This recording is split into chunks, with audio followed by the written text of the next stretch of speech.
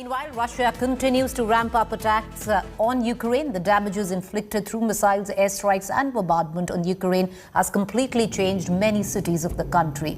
Take a look. These were visuals, of course, recorded earlier, not today.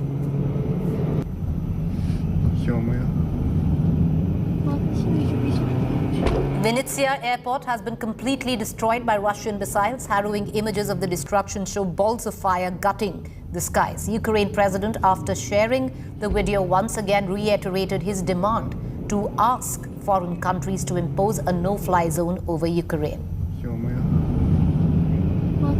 As Russia's military offensive in Ukraine enters day 12, Russia resorted to shelling in Ukraine's second largest city, Kharkiv. The Russian forces have been targeting residential buildings, administrative buildings, city councils, temples and other places. Mykolaiv has witnessed several shelling by Russian troops, resulting in many residential buildings catching fire. Russian artillery pounding the southern Ukrainian city of Mykolaiv overnight, resulting in fires at residential buildings. Images show plumes of black smoke dotting the city skyline. This is how the capital of Ukraine, Kyiv, looks like after Russia declared war on the nation. Since the Russian troops poured into Ukraine, they have targeted structures across the country's capital. Various structures have been struck by airstrikes and artillery attacks.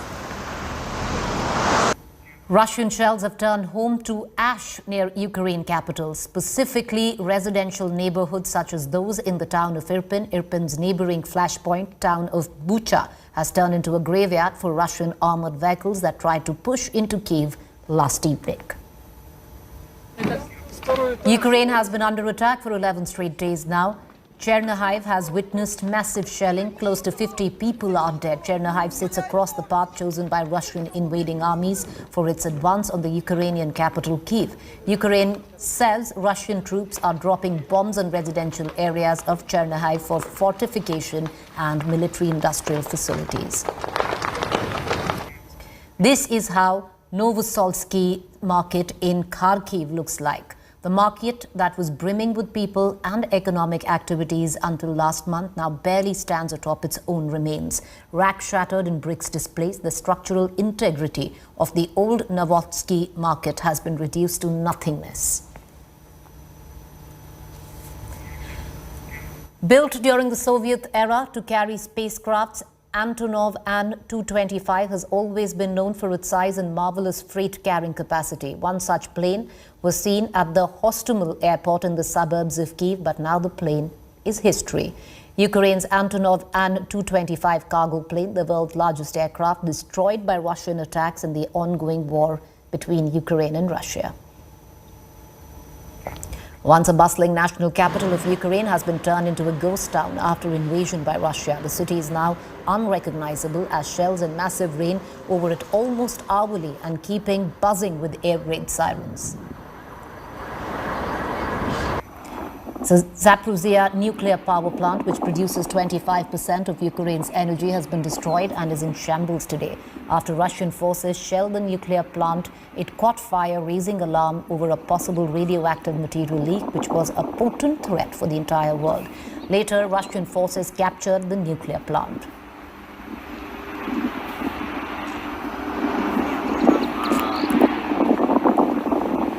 All right, viewers, let's cut across right now to Tatiana Kukhareva, Deputy Head Sputnik News, Moscow, Russia. Tatiana, appreciate you joining us. Thank you. I want to ask you, one of the biggest allegations that has come right now, even when your country and Ukraine stare down at talk number 3 right now between the two nations, I want to ask you, Ukraine is now accusing your country of violating the ceasefire call and not actually facilitating the humanitarian corridor promised. And they have been doing this since, let me remember, I think that the evacuation effort started 2 days ago, and the first thing that they started doing is accusing us of violating ceasefire. In the meantime, the people that have been evacuated from Mariupol, they themselves are saying that Ukrainian forces are firing inside the city and at civilians and violating the ceasefire. Unfortunately, the blaming without proof again. Sadly, still without proof. It has been going on since the beginning of the operation, just like what you spoke about just a minute before, saying that the Russian forces fired at Zaporozhye nuclear plant, which would be ridiculous, wouldn't it? Zaporozhye is one of the cities that is very close to Russia.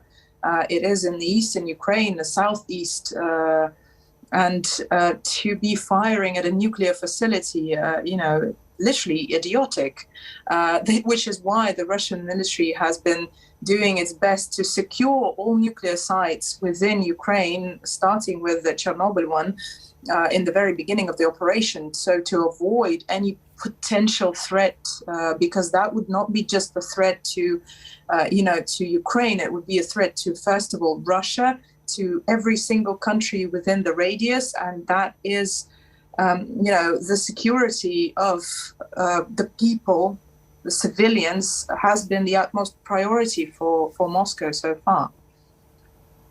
All right, so you're saying it is Ukraine which is the impediment where the ceasefire is concerned. There's also a claim made by Ukraine that 11,000 soldiers of Russia have been killed. And those numbers keep getting more ridiculous by the day.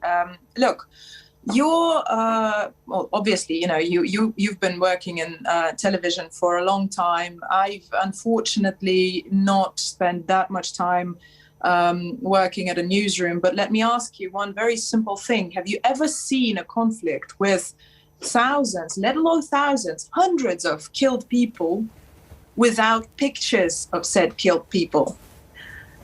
How can there be 11,000 dead Russians without any sort of footage of those thousands and thousands of dead bodies? Surely some of them at least should be on the, so to speak, Ukrainian-controlled territory. In the meantime, that is the first time I've seen in at least 10 years that we're talking about those ridiculous numbers, and there are no pictures to show for it. You know as well as I do, those pictures would have made it onto the broadcasts the first thing, because those are the most powerful, that's the most powerful proof of any sort of, let alone violence or, it just works because people get shocked. And that is the goal here. So, the one thing that has been very clear in the past week and a half is that the Ukrainian sides they're very, very willing to talk about things that are so far from reality that there's no word for it, really. Tatiana, there is this fog of war, and I do appreciate, your point there, because these are claims and then there are counterclaims. But in midst of all of this, with what is going on in your country, you're a journalist as well, and so am I. There is a major concern where the freedom of press and reporting is concerned. Major broadcast agencies have pulled out of Russia today, refusing to broadcast in the country with a law which says that whatever you deem as fake news, you're going to put them behind bars. Indeed, and that is the countermeasure that our government has been, that they've had to take, because that I'm a journalist. I'm a journalist of a Russian media that actually that doesn't broadcast in Russia. So, unfortunately, all of the Sputnik websites and even all of our social media accounts have been effectively blocked in the European Union. They were blocked on Monday. No, sorry, not on Monday, but 3 days ago. It's a little bit of a blur right now, for any newsmaker, so to speak. You don't kind of recognize when the days change. So before the Russian parliament actually passed the law against propaganda, we've been called, as journalists, and this is scandalous to me specifically, the freedom of press where it is concerned. All of the Russian media broadcasting in English, French, German. Sputnik used to have hubs in Berlin, in Greece, in France. They have been literally had to close because our employees have received letters that effectively said that, you know, if they continue to work for Sputnik, they will face persecution. So is Tatiana, is Unfortunately, this a it's, tit for again, tat not then? us. Is this vendetta? Of course it is.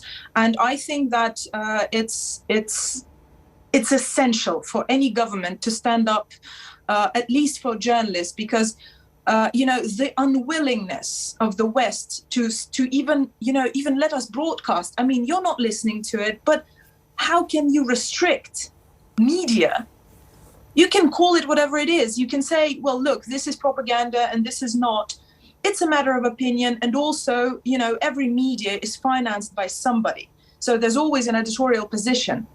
But blocking media, blocking all social media accounts, just full block, this is unprecedented. I mean, we never saw CNN blocked because the US decided to bomb another Middle Eastern country. All right, okay, all right. Appreciate you joining us, Tatiana. We're hoping to be joined by you again soon. That's all the time I have for right now. We're going to come back to you. Appreciate it. Thank you.